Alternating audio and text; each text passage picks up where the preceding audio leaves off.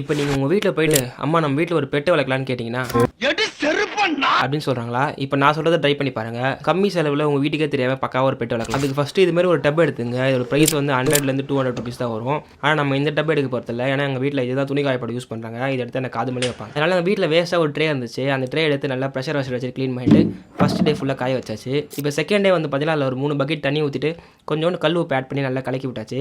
அப்புறம் நம்ம கடையில் போயிட்டு ஒரு 30 ரூபா கொடுத்து கொஞ்சம் கப்பி கிராஸ் வாங்கிட்டு வந்தோம். அதையும் உள்ளே போட்டு அந்த ட்ரே தூக்கின்னு போயிட்டு வீட்டில் ஆள் நடமாட்டமே இல்லாத இடத்துல ஒரு 3 நாள் அப்படியே வச்சாச்சு. இப்போ 4வது நாள் உங்கள் வீட்டுக்கு பக்கத்தில் இருக்க பெட் ஷாப் போயிட்டு ஒரு 100 ரூபாய்க்குள்ள இருக்க மாதிரி ஒரு மாலியோ இல்லை கப்பியோ வாங்கிட்டு விட்டுருங்க. ஆனால் நான் மட்டும் எங்கள் வீட்டு பக்கத்தில் ஒரு அண்ணன் ஒரு 30-40 வெரைட்டி கப்பி ஃபிஷ் வச்சிருக்காரு. நான் டேரெக்டாக ஒரு ஃபார்முக்கு போயிட்டு அங்கேருந்து எல்லா கப்பியும் பார்த்தோம். அவர் என்னென்னோ பேர் சொல்கிறாரு, எனக்கு ஒன்றுமே புரியல.